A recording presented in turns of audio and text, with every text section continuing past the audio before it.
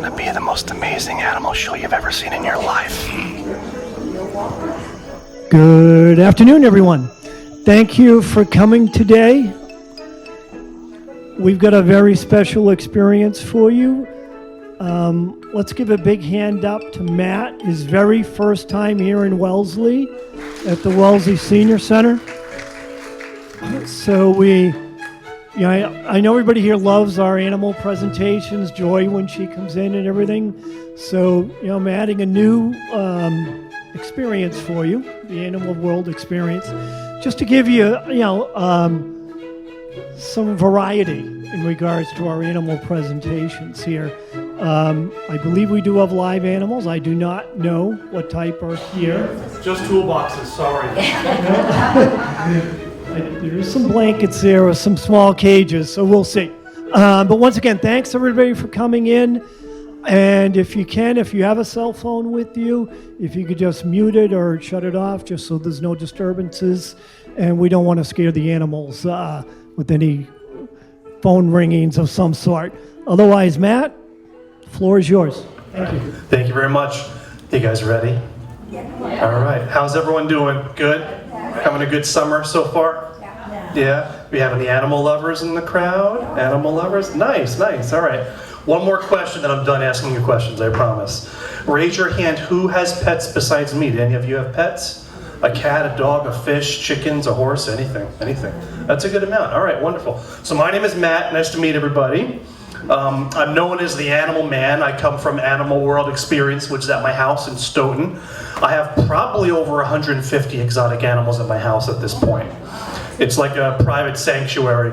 Almost all my animals are rescues. I'm very proud of that. I take in pets that people don't want or cannot care for. Sometimes I even take in animals that people had that were against the law. And I'm licensed by the USDA and Mass Wildlife for exotics, so I can have all kinds of crazy things. At my house, I'll explain what my house is like. We have about an acre of property, so we have a homestead. We try to grow as much of our own food as we can for the animals and for my family, because I have 2 human kids at home too. They're the craziest ones. And so I planted 30 fruit trees. We grow 5 different kinds of grapes, 5 different kinds of berries, citrus. I just started growing my own coffee beans, which takes a few years. But outside we have a whole bunch of chickens, we have 8 ducks, and we have 10 rabbits that fertilize all my organic gardens with their poop. I call it brown gold. We even sell it. We sell our bunny poop to people to use as fertilizer. Best fertilizer ever, honestly. Inside my house is crazier. We have 2 custom animal rooms that I designed and built myself. I call them the furry room and the reptile room. I also built 6 ponds inside my house. Most of my indoor ponds are 100 gallons, one's 300 gallons, and the big one is 600 gallons. And most of them have turtles, because I have 19 turtles. One of the ponds has my monster fish inside it, my biggest fish, because we're super into fish also. Anybody ever have an aquarium or fish tank or koi, anything like that? We love fish. One of my indoor ponds has my 2 alligators, and one has a crocodile in it too. Yeah. So like I said, all kinds of crazy things. I'll be here with you for about an hour. I brought 7 different animals, and because it's my first time visiting you, I tried to kind of go easy and nothing too scary, If I come back and you want me to bring crazier stuff, I can, but I'm trying to kind of go easy on you so I don't scare anybody away right out the door, out the gate here. Does that sound like a good plan? Yeah? All right. That's typically what I do. So I'll bring them out one at a time, tell you about them. If you have any questions at all, you can just hammer away, ask me anything you like. And you will get to pet some of them if you want to. I'll walk up and down the rows. If you don't want to pet them, you don't have to. I'm not going to chase you around the building with them. But the petable ones are very, very nice. They're not going to eat your noses off or anything like that, okay? I promise. Are you ready to meet the first one? Yes. Yeah. All right. I like to start with turtles because most people think they're super cute. And this one pooped in her car seat, which is typical for her. Yep. Just like human kids. I always ask them to go potty before we leave the house. They don't have to. And as soon as you get in the car, they have to go. I'm just preparing a diaper for her. It's my ex-wife's washcloth, in case she has to go poop again. Here she is. Isn't she cute? Wow. Yeah. This is Trippy. You can wave hi to her if you want. She can see you. She can't hear you though. They don't have any ears. They don't have external ears. So yeah, she is. She's about 4 years old. We've had her a year. And this is called a red-footed tortoise because of the beautiful red speckles on their front feet. They're from South America, but she's from Avon, actually, the town of Avon. You can all pet her. Why was she rescued? Somebody didn't want her, and they posted her for adoption on a website called Craigslist. I get a lot of animals that way. So I drove to someone's house and picked her up. And these don't get super huge like ones you'd see on TV. They do get pretty big. She'll get about the size of a watermelon, which is pretty sizable, right? Wow. And they typically live 70 to 80 years, this species, so it's a long-term pet for sure. And like I mentioned, I have 19 turtles and tortoises. Some live 30 years, some live 80 like this. I have ones at home that live 150. I even have 2 that live over 200 years at home that will someday belong to my great-great-grandchildren. It's like, talk about family heirlooms, right? It's a real, actual, living family heirloom. She is cute. What does she eat? She eats mostly salads and grasses and things like that, but she loves flowers, like the white clover flowers on people's lawns she loves, dandelions. Her favorite treat is strawberries. Anybody like strawberries? She likes strawberries. Yeah. She can't have that all the time, though. It's like tortoise candy. Their hearing is horrible. They have an internal eardrum. They can pretty much only sense very, very low frequency sounds, like a bass guitar they may feel, or like a car or a truck engine they may feel. You think they're really long life? They live about 80 years, this type, yeah. Yeah, but so she can't hear me speaking. They don't have ears like that. But vegan? She's vegan, yes. Are you vegan too? You're in good company? Vegetarian? Okay. There's so many different things now, I don't even know what the difference is. Vegan, vegetarian, there's gluten-free, there's pescatarians. Her type is a red-footed tortoise. Red-footed, because she has reddish feet. Red-footed tortoise, yeah. Yep, and I have 2 of them. Her sister's twice as big as her. But I've had her sister a lot longer. Yeah, she's cute.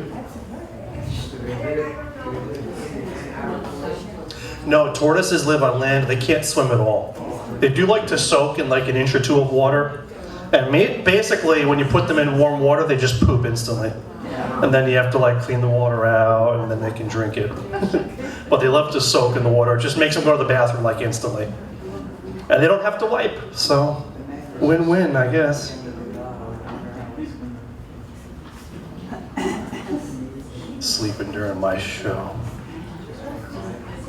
He's awake? Okay. You have a question? Yep. Okay.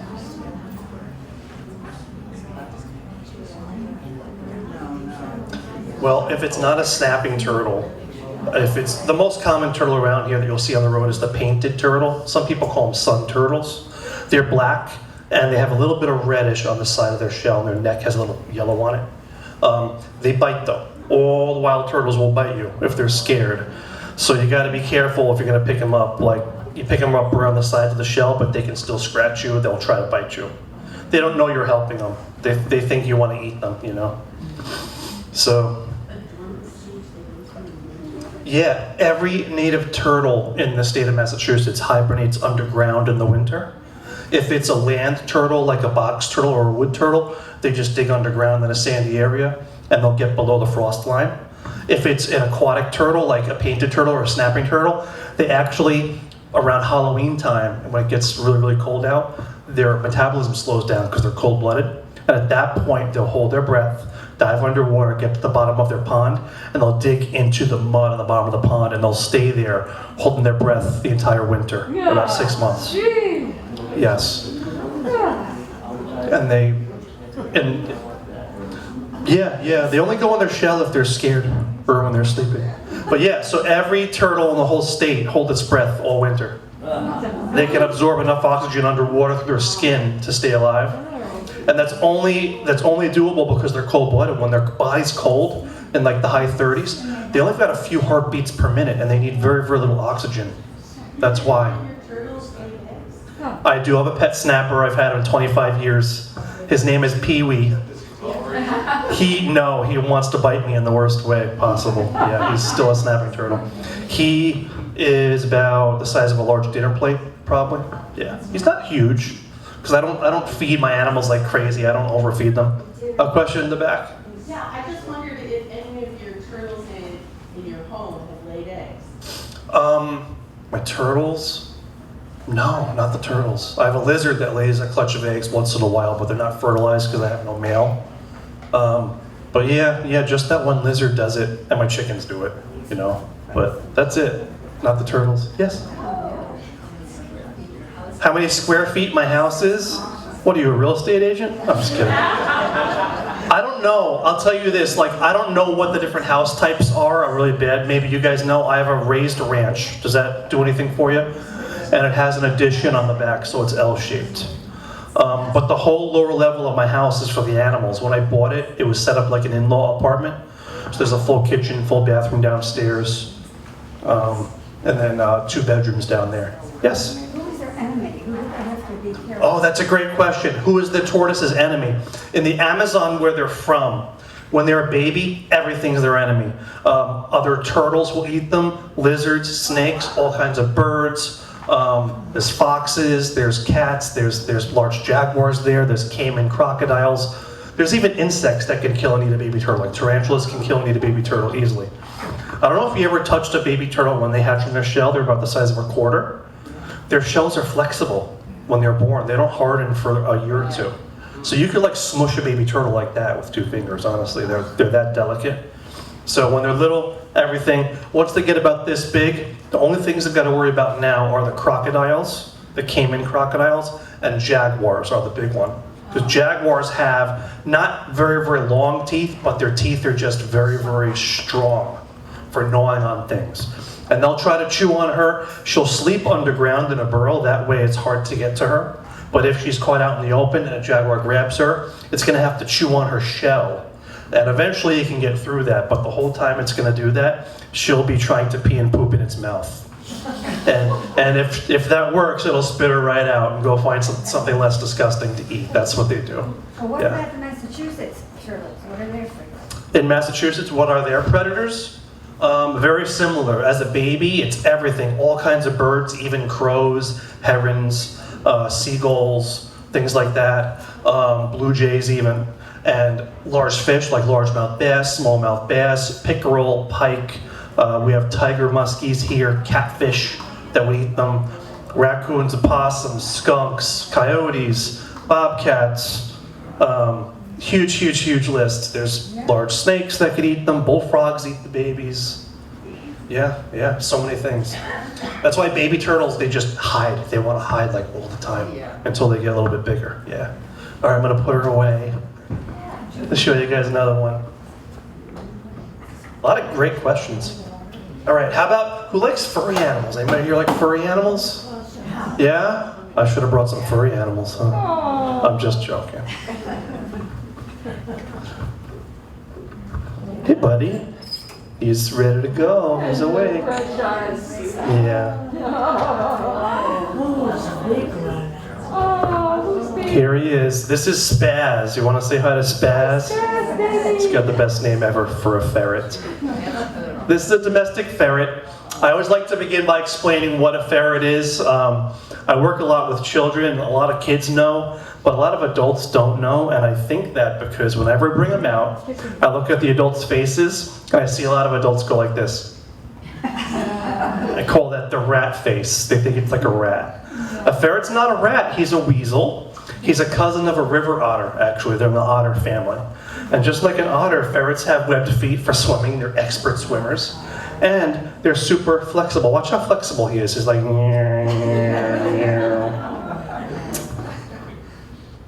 He can fold in half like that. See, he doesn't care. He can do cool things like the ferret hula dance. The ferret floss. Kids love the ferret floss. Like that.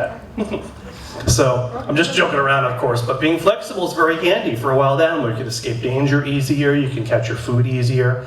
Does anybody know what ferrets eat in the wild? People are always shocked when I tell them what they eat. Any guesses? You said mice? You're on the right track, but bigger. Bigger. Way bigger. Bigger. Bigger than a rat. What's that? No, smaller than a beaver. No, they eat prairie dogs. Yeah. They're from the Midwest where prairie dogs live. And there used to be tons of huge prairie dog towns. And a few hundred years ago, a lot of farmers and ranchers moved out that way and bought land and began to grow like cattle and horses there. And cattle and horses would step in the prairie dogs' holes and break their legs. So farmers began to get rid of all the prairie dogs. And that is the ferret's main food, so that's why we don't have that many wild ferrets. So, he's super sweet. My 6-year-old son, this is his favorite animal. He's always sneaking and trying to give him treats. Oh yeah, he loves kids. There's a preschool play space that I visit once a week all year, and I bring him and he plays with the kids. He goes down the slide with them and stuff like that. I mean, he really plays with the kids. He loves it. You can all pet him. He's super sweet. He does not bite. He loves to lick everyone, though. He'll give you all kisses like a puppy. He's a total floozy.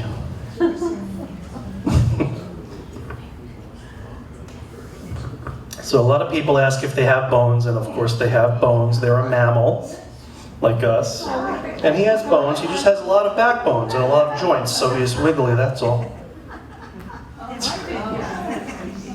What'd you have for breakfast?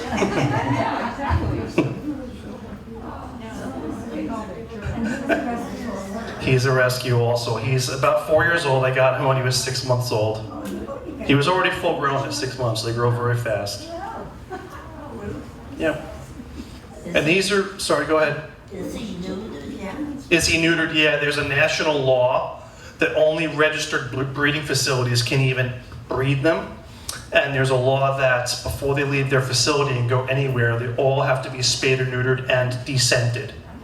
Because they can spray their scent like a skunk, which would be horrible in someone's house. So there's a law, they're all descented and spayed or neutered as a baby. Yep, even before they get to a pet store or anywhere, they've already been descented and spayed or neutered. I think they're worried that these would get out and spread everywhere. I don't think that would happen though.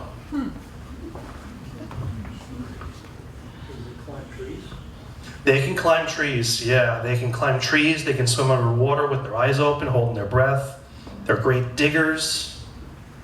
Where are you going? He's got the wiggles. Do you think they're dangerous? I don't know where I No, got no. that impression. No, not at all. Pet ferrets are generally very, very sweet. Yeah. I mean, they're all different, like cats and dogs are, and people, different personalities, you know? I think a lot of it has to do with how they're raised and what their experience is with people. He really wants the microphone. What are you doing? Did I come down here? I did? Okay. All right. I lose track sometimes when I'm speaking. Would you like to pet him? No. So this is a domestic ferret. Their closest wild relative is the black-footed ferret, which is an endangered species, and that is in the Midwestern US and Southern Canada. So it's like in the prairie, prairie habitat. In Massachusetts, we do have quite a few members of their family here. River otters are in the ferret family. Skunks are in the ferret family. Fisher cats. We have short-tailed weasels.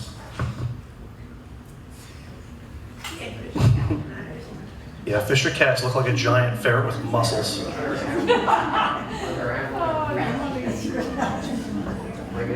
Oh yeah. They have natural predators. Yeah, natural predators are things like bobcats, lynx, coyotes, foxes, red fox and gray fox. And then birds of prey. You've got hawks, owls. Yeah, oh yeah, for sure. Hello. His face, yeah, because he's in the Wolverine family, baby. Yeah. Whoa. It's crazy. Okay. It's running away.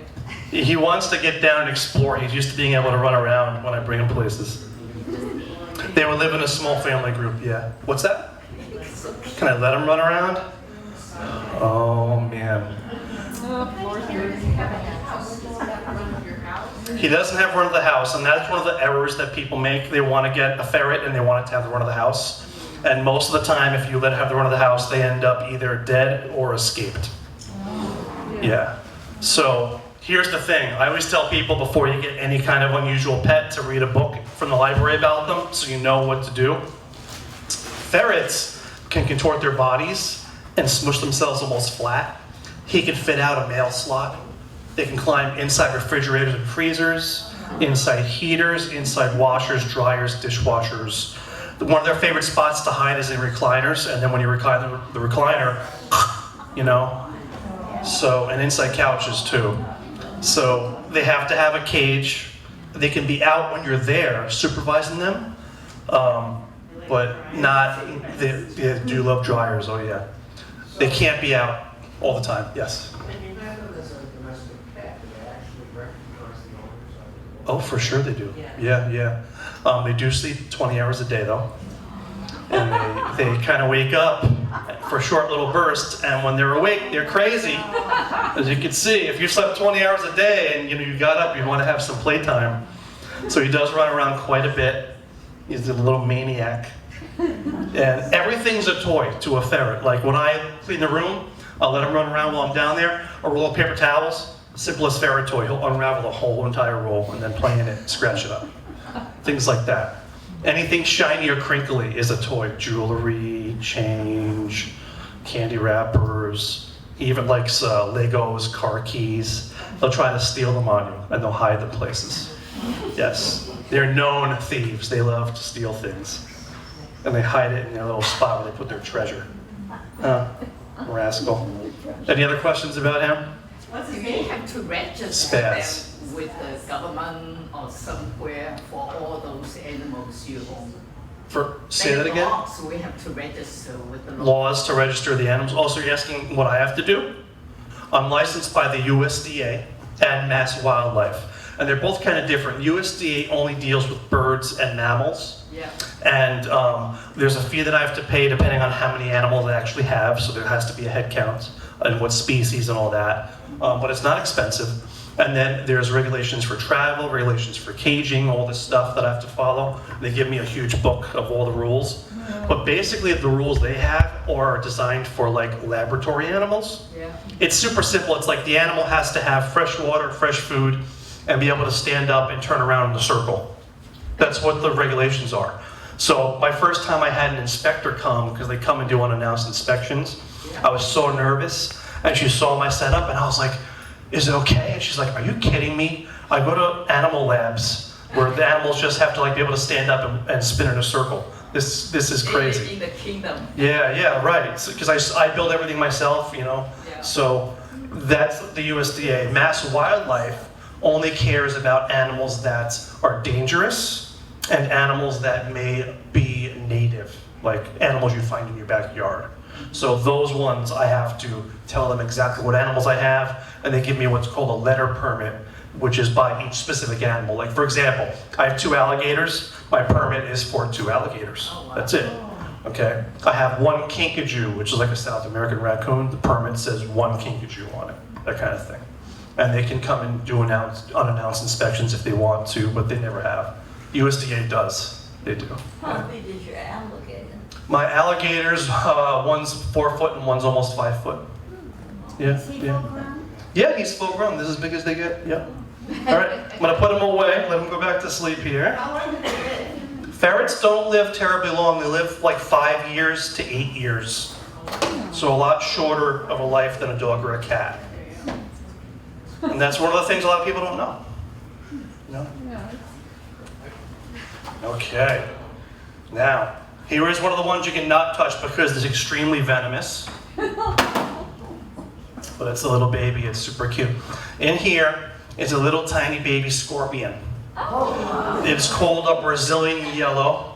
This is one of the most venomous scorpions in South America. Hey, where are you going? She's like, I'm out. It's one of the most venomous scorpions in South America, definitely the most venomous scorpion in Brazil. It's kind of yellowish orange colored. It's about 1 inch long. She's standing out in the open there. Yep.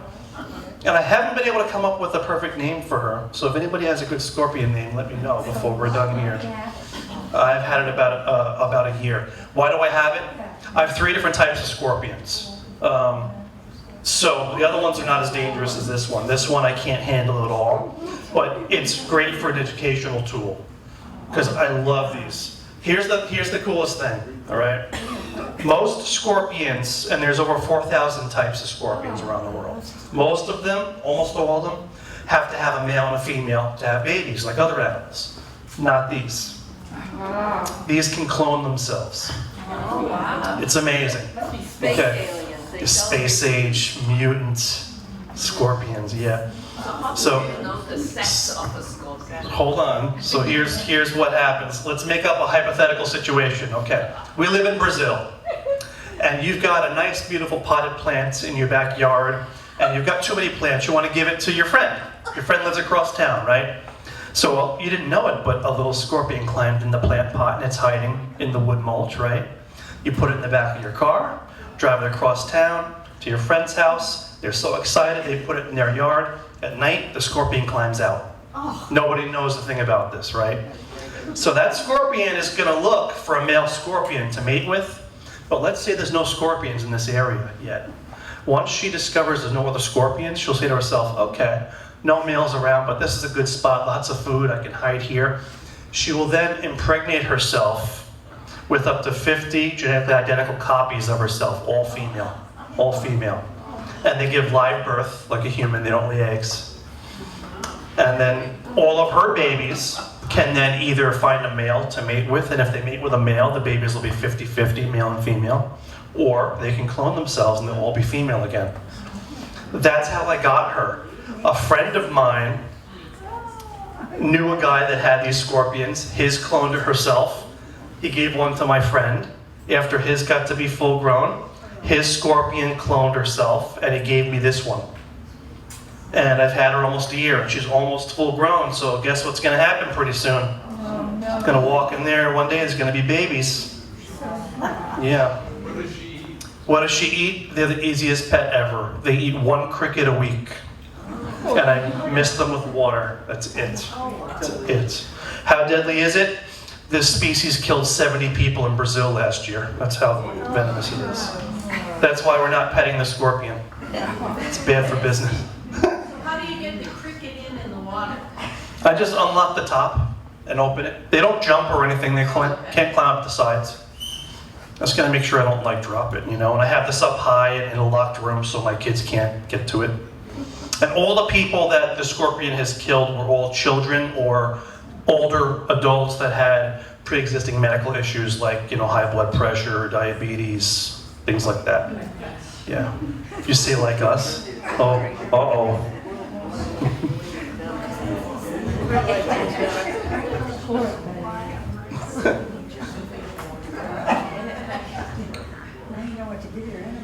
Yeah, it's kind of hard to see, but they have 8 legs. They also have 8 eyeballs. Is there an antidote? No, there's no anti-venom like for snakes, for scorpions. They just put you on life support and pain medication. That's so she can hide it. She hides in between the leaves. Yeah.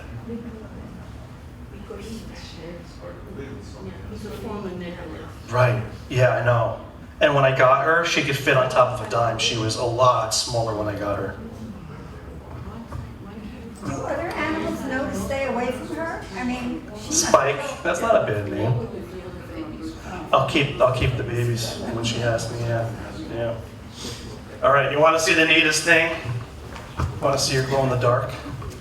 I brought a special black light to make her glow in the dark. Gotta leave the microphone up here. I need 2 hands for it though.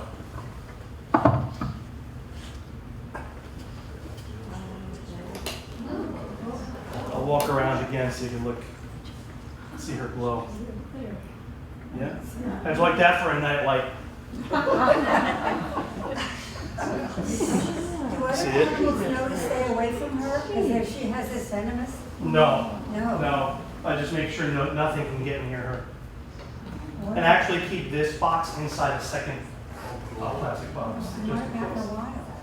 In the wild? Yeah. No. If something tried to eat her, she'll sting it. Does she require any sunshine though? No, they're nocturnal, so no. They hide during the day because their main predators are always things like birds and lizards, which are awake during the day. So they hide underground during the day or underneath things. And then at night, the birds and lizards go to sleep and the scorpions come out. And this is why they glow. Their shell reflects ultraviolet light. We only can see it with a special light bulb. Insects can see UV light all the time. That's how bees find flowers, for example. The petals of a flower are giant UV reflectors. So when the scorpion comes out in the moonlight, we can't see it, predators can't see it, but to a bug, the scorpion glows like a bright light. And they can go right to her, and she'll eat them. It's like a living bug zapper. Yeah.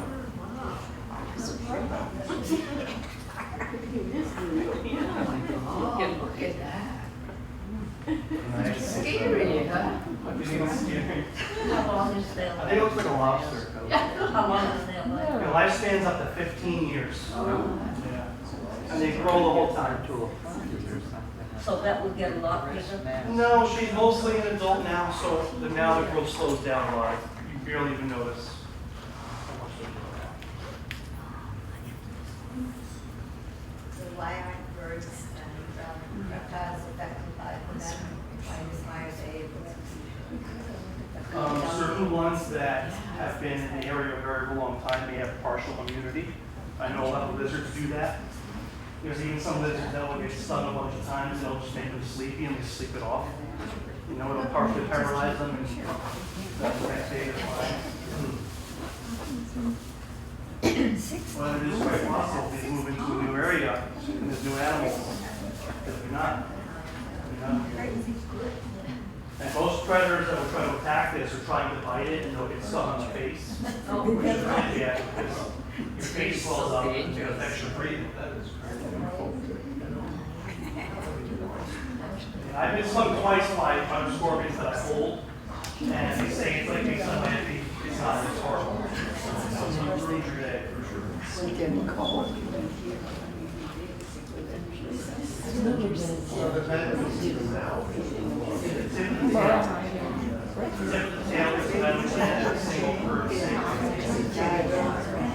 Unlike a bee, they can sting over and over and over.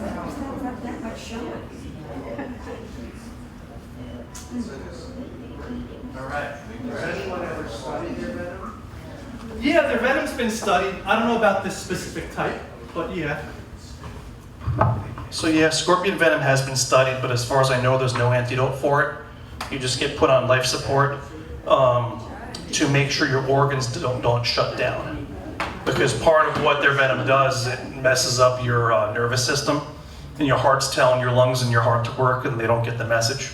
But also, there's intense pain. You have to be on IV pain killers.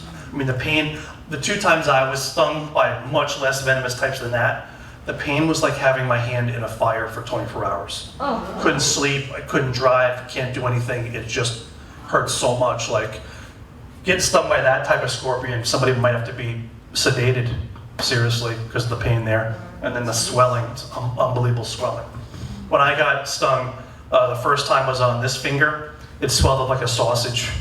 And then the whole rest of my hand swelled up. And it's so weird though, because like, have you been stung by a bee before? You feel it instantly, right? Right? The scorpions, both times, I didn't even know they stung me. And then 15 minutes later, and I'm like, I can't feel my hand. And then I look and it's all swollen. I'm like, uh-oh, here we go. You know, second time it got me on my ring finger and I had to lube up my finger with my chapstick to get my ring off in time before it's swelled and I would have had to have the ring cut off. So, both of those times were at libraries in front of 100 kids. They thought it was awesome. Kids love when I get bit, stung, peed on, anything. All right. Now, here's a cute little guy you could pet. It's one of my lizards. Look at this little guy. Isn't he cute? Yep. His name is Craggle. Craggle is from a kid's movie called Lego Movie. I don't know if any of you have grandkids and you've seen Lego Movie, but it's It's a reference from Lego Movie. This is a really special, very unusual lizard that I've always wanted. Most people have never even heard of it. It's called a Euromastix. What a goofy word, huh? Euromastix. These are a desert lizard. You find them in Africa and the Middle East, pretty much. And there's several different kinds. Some stay little. This type will get about 3 feet long, though. And I just adopted him from a family that has seen my animal show at their local library like 3 years in a row. And they have a son that's in elementary school, and he didn't want the lizard anymore, so his mom called me and asked if I would come and get the lizard. Look at his belly. Isn't he beautiful? It's beautiful yellow. Some of these have the yellow. Some have orange. Some are even red on their belly. And some of them are just brown, which is great for camouflaging, you know? But their body, when you pet him, he feels a little rough, not bad. It's kind of like very, very fine sandpaper. But his tail feels like rose thorns. And that tail is his defense. He's a peaceful plant eater. He'll eat, you know, little leaves and flowers and grass. And he has little tiny teeth, and they don't bite. They don't like to bite. So for defense, he'll try to stay still and blend in. If a predator comes close, he'll try to run away. And he'll go in a crack between 2 rocks. And he'll jam his body in that crack, and he'll go in head first. And then he'll fold his tail around the entrance to block it. So if a predator tries to stick their paw in there, they'll touch his tail and get poked. He will also whip them in the nose with his tail also, his spiky tail. My favorite part about this little guy is his head. He looks like a little old man with a bald head to me, which I think is just the cutest. So he looks all like wise and everything. So I'll bring him around. You can all feel his back. You can feel his tail if you want. He's sweet. He's still getting used to a lot of people being around him though. Yeah. The boy that I got him from didn't really hold him because every time he put his hands in the lizard's cage, the lizard would whip him with his tail. So he was scared to hold him. But he didn't know if they actually can't hurt you, you know. Oh, he whipped you. There you go. He's got a little attitude. I like when animals have an attitude. He didn't even move. Does he have camouflage though? He can't change color like a chameleon. This is the color he always is. But yeah, so like most of his back is brown. You can only see his belly when he climbs on something. Yeah, he is so cute.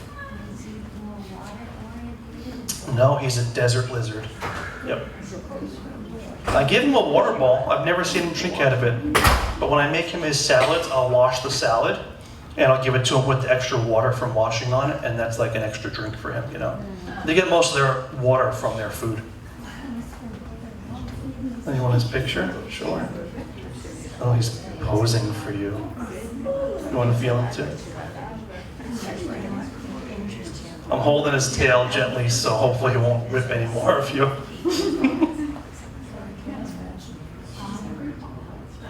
He's a cute little guy. Is he good food? You're talking about eating my lizard? I'll have him poop on you. I'm just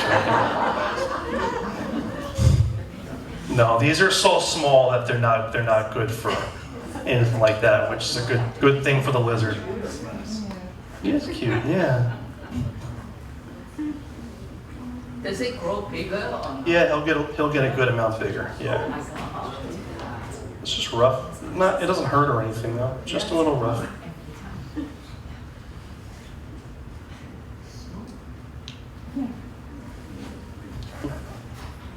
Any other questions about him while I finish bringing him around? Did you already tell us how long? How long he'll live? No, I didn't. These guys, I don't want to say the wrong thing.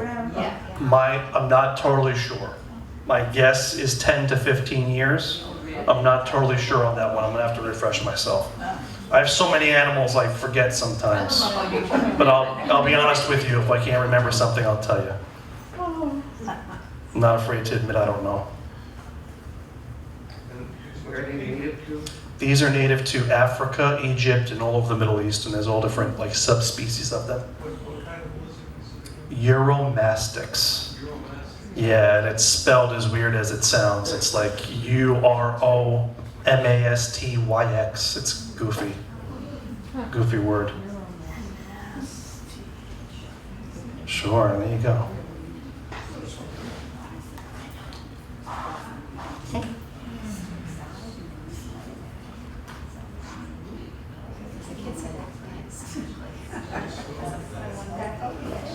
Any of you ever watched the TV show Young Sheldon? Yeah. Yeah, you know the guy that plays Dr. Sturgis, the famous actor? He's also from Princess Bride. That's who I think the lizard looks like. Inconceivable! Okay. He can hear pretty well, yeah. He has little ear holes. They don't have the outside part of the ear like we have. No, not this type, yeah. So, back here we had a great question, does the tail break off? And you've probably heard some lizards can do that and regrow it. Some lizard families can, some can't. These do not, because their tail is very strong because they need that as their defense. They use it for whipping predators on the face. People don't eat this type, no, because they're so small. No, which is a good thing. All right, I'm gonna put them away. I'll show you the other animal we cannot touch. And she's not dangerous, she's just delicate. That's why we can't touch her. Her name's Tinkerbell. You're gonna love her, she's a cutie.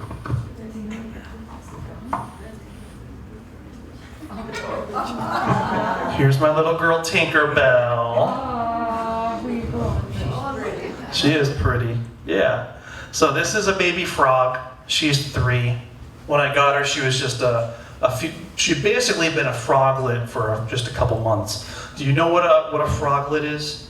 When a tadpole first becomes a new frog, when they're metamorphosized, it's called a froglet, yeah. She was real tiny. She was about the size of the nail on my pinky finger when I got her, all speckled. This is called a pixie frog, which is why I named her Tinkerbell. The nickname of this is the African bullfrog. And if you look at just her head, she looks like a bullfrog you'd see in a pond around here, the American bullfrog. They're the biggest frog around here. But these ones in Africa, they're a little bit different. These are the second biggest frog in the entire world. She's still a baby. She's grown a lot since she was the size of my pinky nail 3 years ago. When I got her, she would eat little baby crickets. Now you know what she eats? She eats 1 mouse a week. Swallows it whole. It's like a chicken nugget for a frog. You know? Yeah. I call them mousicles, frozen mice. Like the tails, the popsicle stick. You never want to come over to my house for dessert, I'll tell you that. Oh, you're thinking of a Goliath frog? That is the largest frog in the world. These are number 2. How big? Goliath frogs get like the size of a Chihuahua dog. These are just they're a different body shape. Goliath frogs have a larger body, longer, sleeker, long legs, and they could jump 20 feet in one jump. The biggest frog in the world. These are not good jumpers or climbers or swimmers or anything. They're just good diggers, and they hide on the banks of the river with just their eyes sticking out. So they have a much rounder body. So when she's full grown, she'll get about the size of your head. But round. She'll stay round like that. Yeah. Yeah. What does she eat then? Whatever she wants. When they get to be that large, they'll hide on the banks of the river and they'll wait for animals to come down for a drink. She doesn't want to be in the river. I don't know if you've ever watched documentaries about the Nile River and what goes on there. There's 20-foot crocodiles, the most dangerous animal in Africa, the hippo, hanging out in the river, huge birds, huge predatory fish, and then every land-based predator comes down there for a drink. You know, so it's the happening place to be, but not for a little frog, even if you are the second biggest frog in the world. So they dig down into the mud.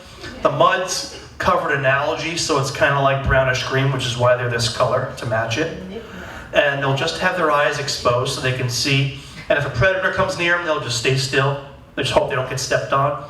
But if a little lizard comes down for a drink, they'll grab it. Mice, rats, birds, fish. They can swallow a frog the same size as them. They're cannibals. Yeah. And they tell you at pet shops, if you want to get one of these, only get one, because you're going to end up with one anyway. May as well just skip a step.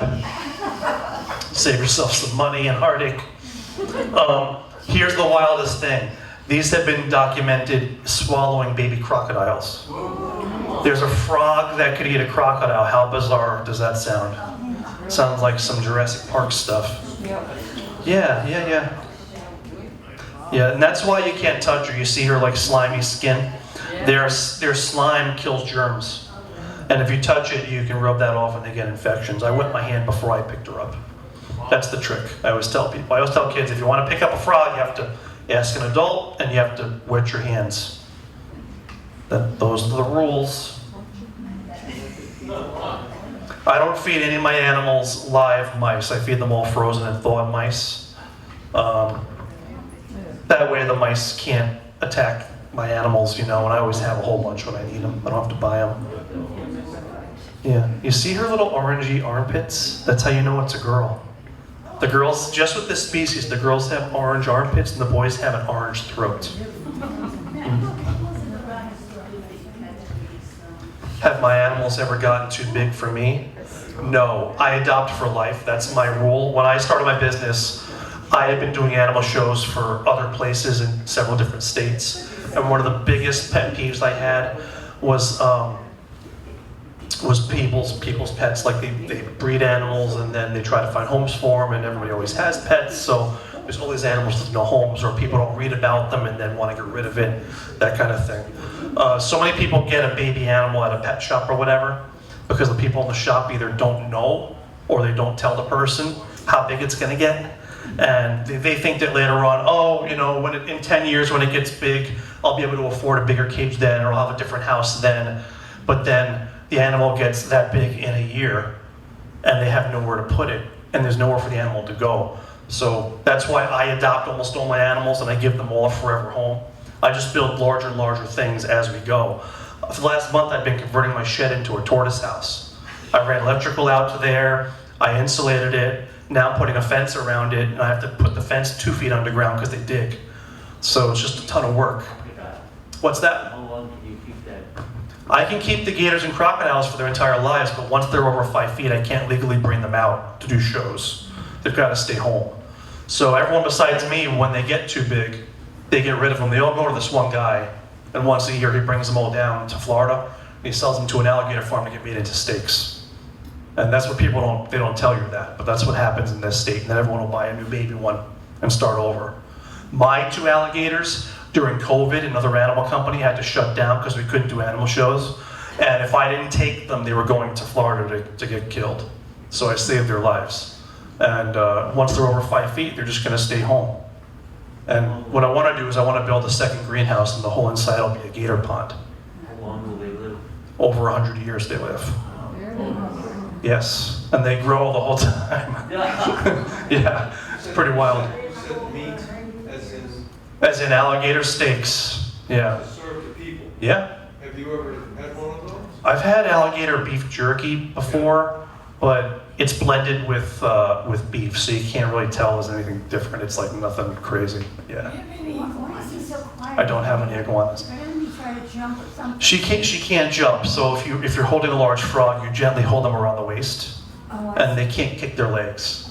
So I don't like to restrain animals, but when I'm showing you her, I have to. But I'm barely even touching her. And you see, she's actually not this big. She's blown up with air. So see, she's like a beach ball. She's like doing, doing, doing. Those are air sacs to make her too large to swallow. She doesn't blink.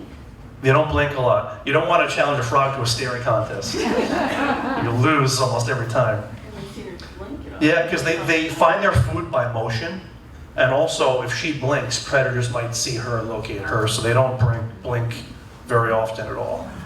All right, now she deflated herself. She's like, like a balloon.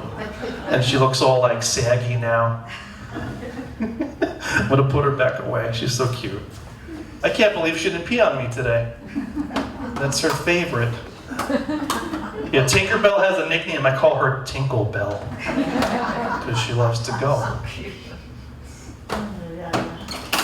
That's what my real job description is. I get peed on. Okay, another furry animal. Yay, what if it's a tarantula? Oh my God. Not as exciting. It is. It's a big one. All right, this is a hedgehog. In a moment, you'll see his face. He's facing you. You'll see his little eyes and his nose peeking out. He's so stinking cute. So he's a 3-year-old boy. There's 2 names for the type of hedgehog. Most people call this the African pygmy hedgehog, which is very descriptive. They're from Africa, and they're a pygmy species, which means they're small. They're smaller than other hedgehogs.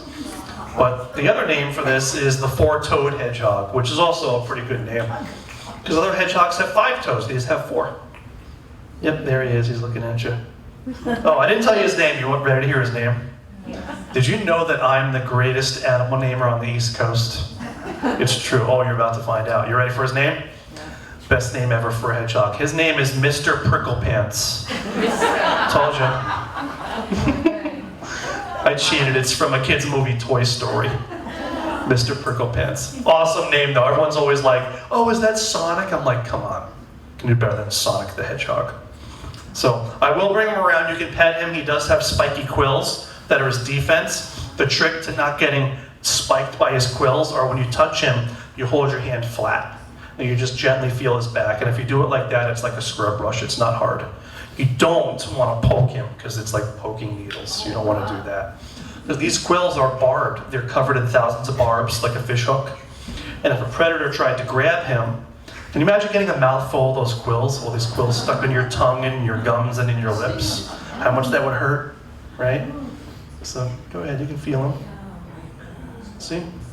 Ooh, you tickled his butt. He didn't like it. He didn't like that. Yeah.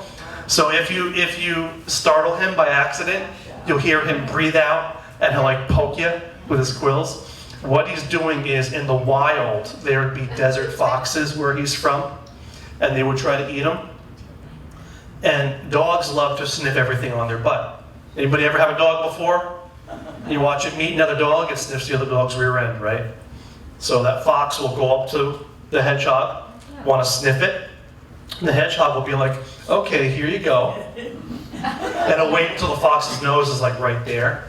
And then at the last minute it'll go, and try to poke it in the nose with its quills. And scare it away. They can curl all the way up in a ball, but once they're curled up, they cannot roll around like Sonic the Hedgehog. That's not true. Once they're rolled up, they're stuck until they unravel. Yeah, they don't shoot them. Yes, he grows new quills and sheds them all the time, just like a dog or a cat with their fur. So when I clean his cage, I find hundreds of them. But they don't shoot them, and porcupines don't shoot them either. That's fake. That's a cartoon thing. A predator has to have contact with him to get those quills stuck in their skin. Ooh. Ooh. He's got an attitude today. Four paws, yeah. So anybody know what hedgehogs eat? They only eat one food. Insects, very good. Almost nobody ever gets that. How did you know that about them? I was always curious about what they ate. Okay. Just read something that. Okay, all right, great, yeah. He gets nervous, yeah. If he doesn't see it coming, see your hand coming. So which is why I try to rub him like this. But yeah, they only eat bugs. So you've probably heard of a carnivore, right? A meat eater. He's a carnivore, but he's a very specific carnivore. Probably a new word for you. He's called an insectivore. Oh yeah. Only eats insects. It's a very specific carnivore. No, this is as big as he's going to get. He was about 9 months old when I got him. He was already this big. A lot of wild animals, they have to grow quickly because the faster they get big, the faster they're safer from some certain predators. So a lot of wild animals have an unbelievable growth rate. Does he recognize your voice? I think he knows my voice and my smell, yeah.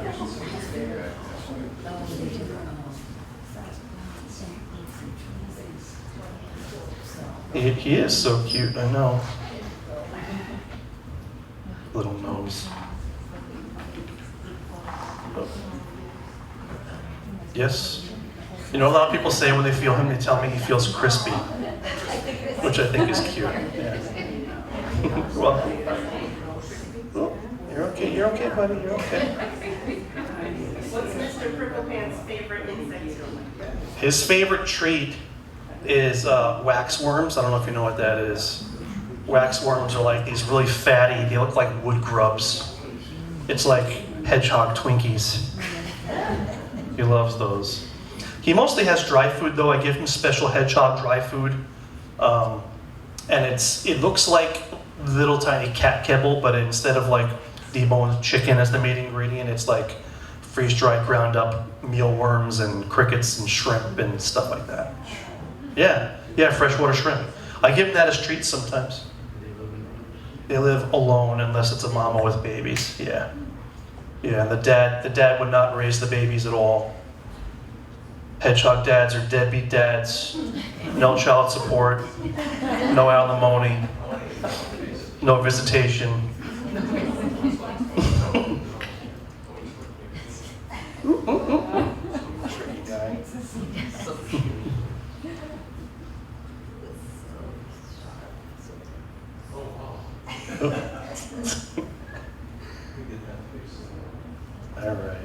Okay. All right, I'm going to put him away. Any other questions about him? What are they related to? What are they related to? Well, I'll do a few more questions. I don't know. I missed you? Just you? Okay. I'll come back. He's nuts about the hedgehog.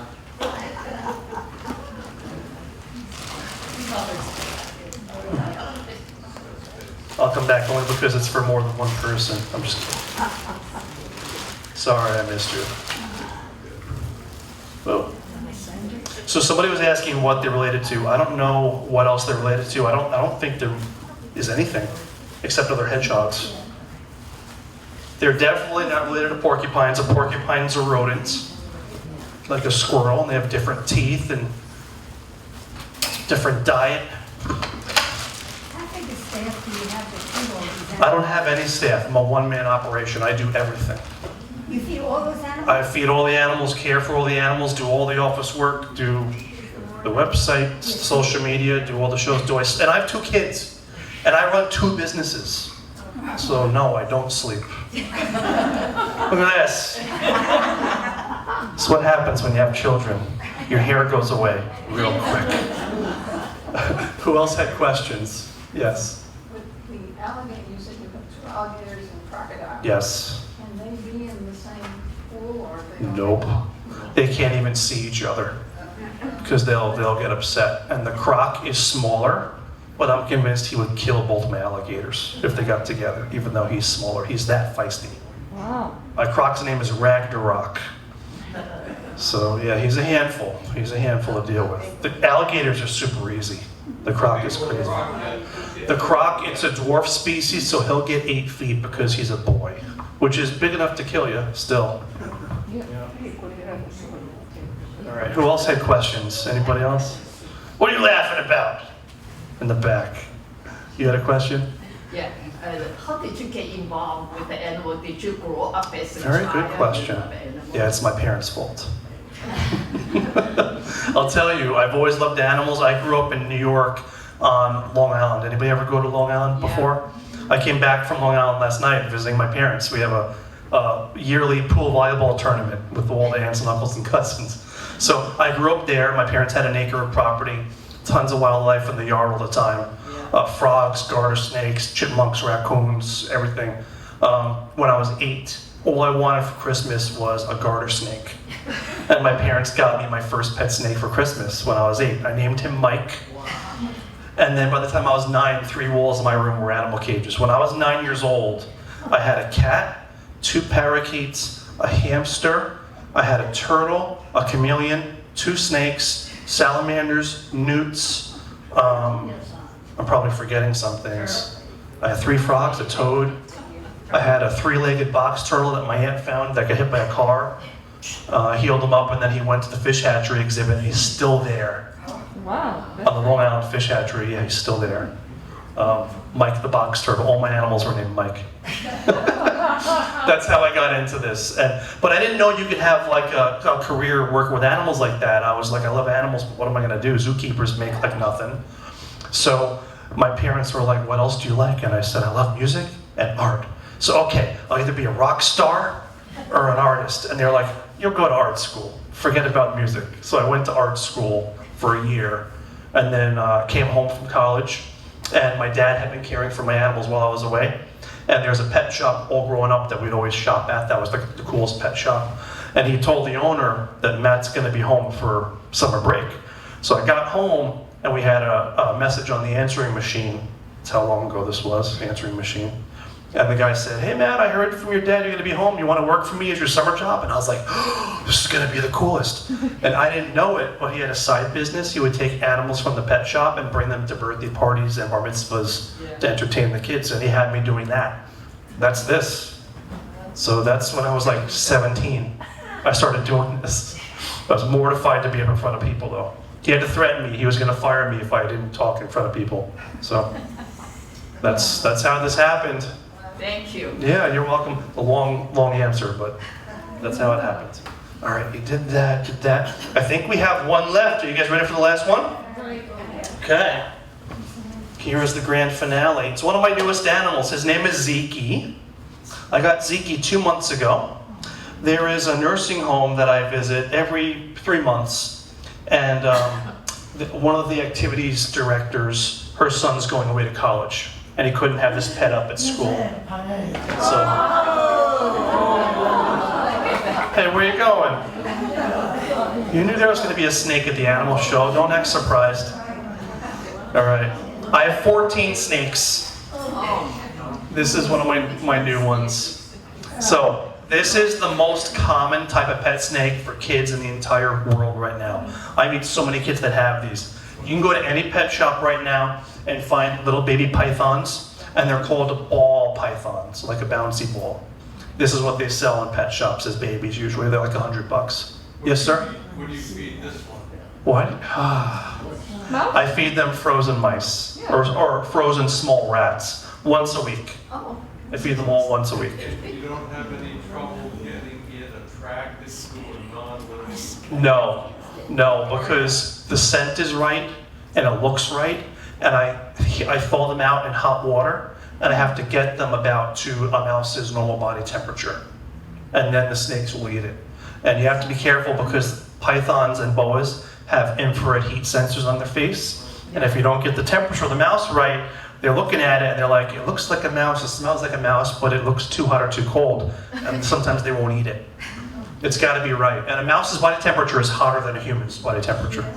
Yeah, most animal body temperatures are hotter. So anyway, ball python, most common snake in the world. Tons of kids have these. This is adult-sized for a boy. The girls get just a little bit bigger. With most snakes, the girls are bigger to have room in their belly for all the babies because they have a lot of babies because so many of them get eaten by things. And by the way, the only difference between a python and a boa is pythons lay eggs, boas give live birth like a human. That's the only difference. A lot of people have no idea how they're different. They never have fangs, they never have venom. All boas and pythons are a constrictor, which means they wrap around their food and squeeze it. You see her wrapping around me, it's not because she's trying to eat me, that's just how they climb. She's very gentle. Now, here's what they call it a ball python. This is pretty interesting. They're different than other snakes. If you startle one of these by accident and they get scared, they curl up in a ball, a tight ball, and they tuck their head in the middle. And it's kind of cute. Like they think that if they can't see you, that means they're hiding. It's like me going like this. Like, okay, I feel safe now, you guys can't see me, right? But I'm still right here, it's kind of ridiculous. That's in their snake brain, that makes sense to them. So they call it a ball python. Their real name, which I like to use, is the royal python. And I love that because that refers to their beautiful gold. And I like calling them that. These are from Africa in a country called Ghana. But all the pet ones now are captive bred in the US. But it's interesting, about 40, 50 years ago, these almost went extinct in Africa because people began catching them and shipping them to the US as pets. So you can all pet him. He feels like an orange. He feels like you're touching an orange. Snakes are never ever slimy. They're shiny because they're smooth. Get out of there, you. He's like super friendly.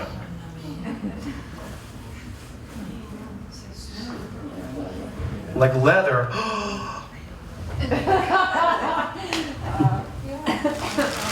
You'll pass, no problem.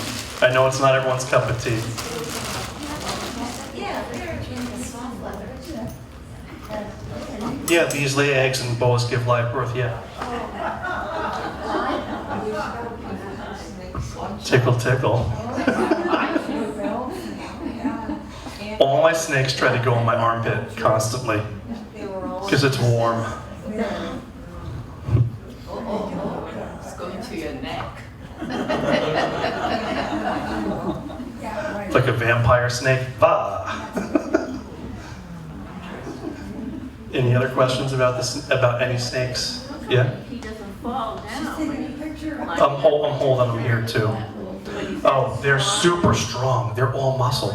Oh, Yeah. Think about this, like in the wild, if this snake is going to grab a mouse, he'll grab the mouse, wrap around its chest, and compress the mouse's heart so hard that in 10 seconds the mouse's heart stops beating.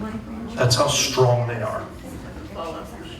Yeah, so they do have teeth. They've got about 100 teeth, but they're little, and they're all identical. They don't have different kinds of teeth like us. They're all like hooks just for grabbing onto the mouse with. No fangs, though. Boas have fangs.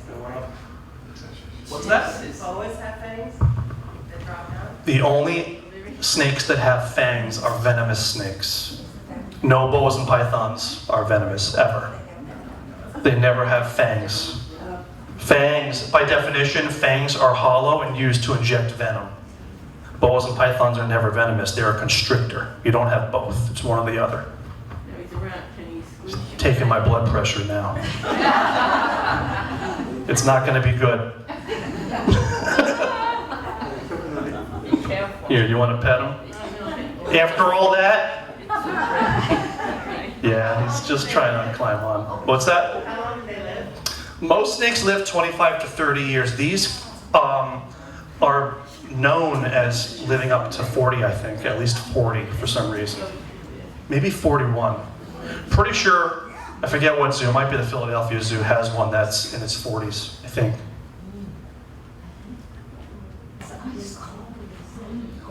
He is cold, and the whole reason he's cold is because he's cold-blooded, right? So whatever the room temperature is, he'll be. And it's like, you ever touch something metal and metal always feels cold to you? Because that'll be room temperature. So if you touch the snake and he's room temperature, it's going to feel cold, just like metal does. But his cage is 85 degrees on one side and about 100 degrees on the other. They like it very, very warm. You don't want to feel it? Sure. Over one of your pet snakes in the Florida Everglades that are about to eat everything. Oh, Do they control the way like that? yeah, this is a good question. All right, so have you heard about the pythons spreading all over Florida? It's a good thing you didn't retire in Florida. Yikes. So what we have going on in Florida is the third largest snake in the world, the Burmese python, has been released and they're spreading. Estimates are up to, they think there might be up to 3 million of them down there. There could be less, there could be much more. They're so good at hiding, nobody knows and will never know. All they know is they're being found more and more and more, and they're finding babies every year, which means they are breeding.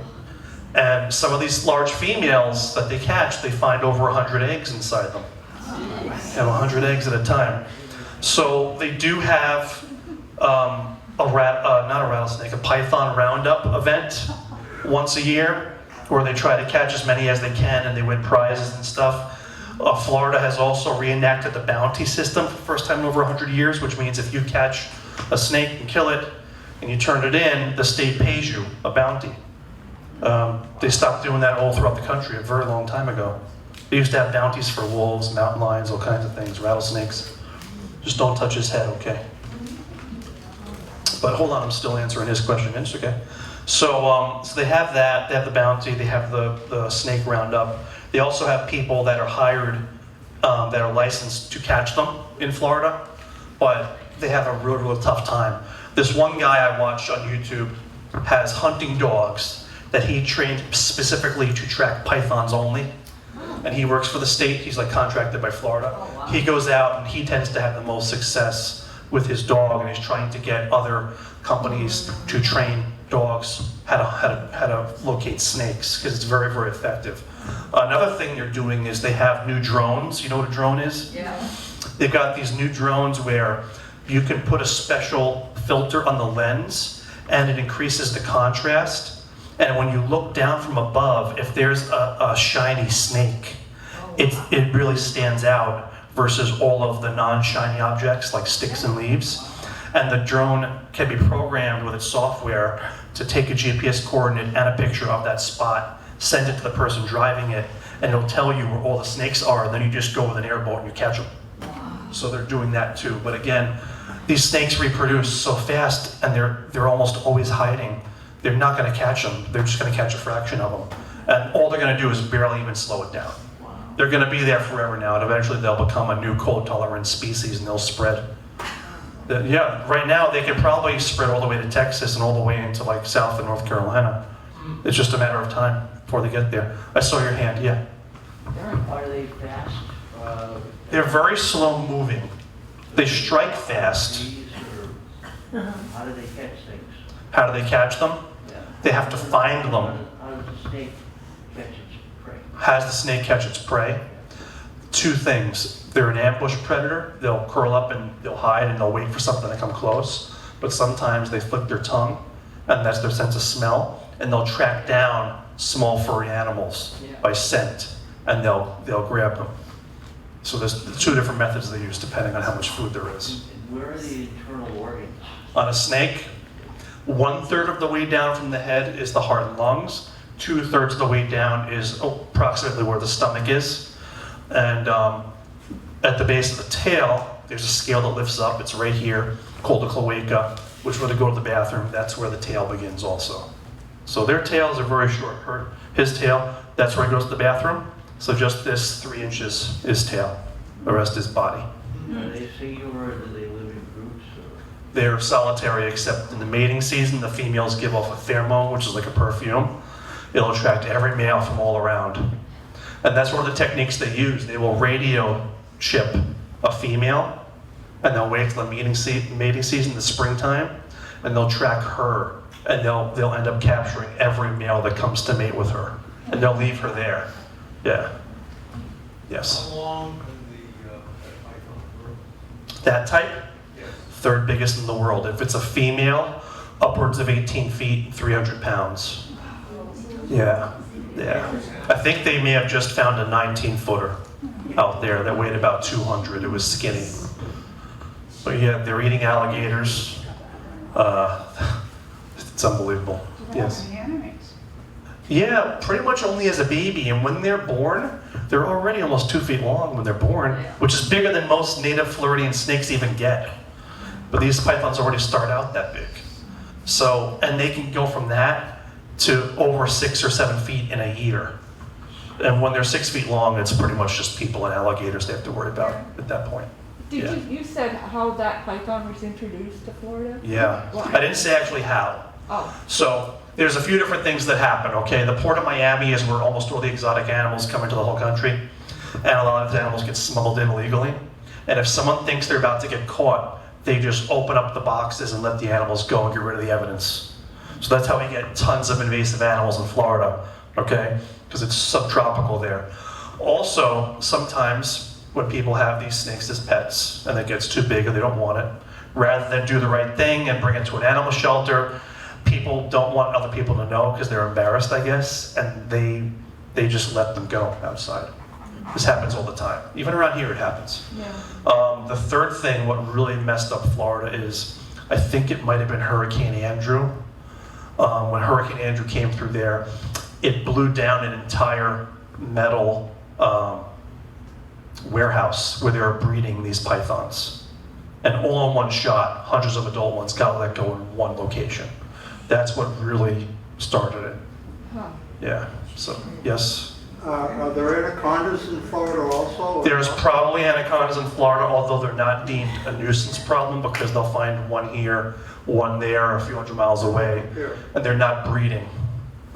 What's that? How do they compare to How do they compare Snakes that are there now. to the Burmese python? Well, the Burmese python is number 3. The anaconda is overall the largest snake in the world. They get over 30 feet long and over 500 pounds. And they're a semi-aquatic snake. They spend most of their time in the water, and they can get so big because their body is supported by the water all the time, you know? And they're a great aquatic predator. Florida doesn't seem to be that worried about those, though. It's the Burmese python that's the big, big problem. I'm sure there are anacondas. You don't really hear about it. Yep. So, did you all enjoy the animals today? a lot of python questions. I like it, though.